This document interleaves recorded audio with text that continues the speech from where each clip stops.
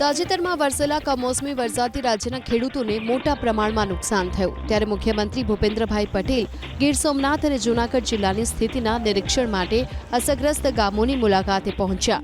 ખેડૂતો પર આવી પડેલી કુદરતી આફતમાં તેમની પડખે ઊભા રહેવાની સંપૂર્ણ સંવેદનશીલતા સાથે મુખ્યમંત્રી ભૂપેન્દ્રભાઈ પટેલ ગીર સોમનાથના કોડીનાર તાલુકાના કડવાસણ અને જૂનાગઢના પાણીદ્રા ગામ પહોંચ્યા, જ્યાં મુખ્યમંત્રીએ ખેતરોમાં ઊભા પાકને થયેલા નુકસાનની સ્થિતિનું નિરીક્ષણ કર્યું.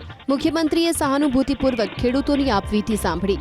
ખેડૂતો સાથે સંવાદ કરતા મુખ્યમંત્રીએ કહ્યું કે રાજ્ય સરકાર આ નુકસાનીના સર્વે પૂર્ણ થતાની સાથે ટૂંક સમયમાં ઉદારતમ રાહત સહાય પેકેજ જાહેર કરવાની દિશામાં પણ કામગીરી કરી રહી છે.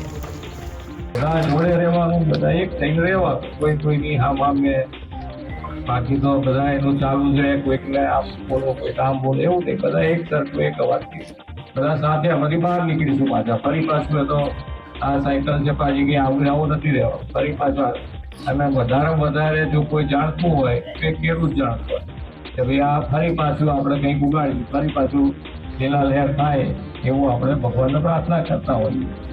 તો આવું સારું થશે બધાનું આપણું.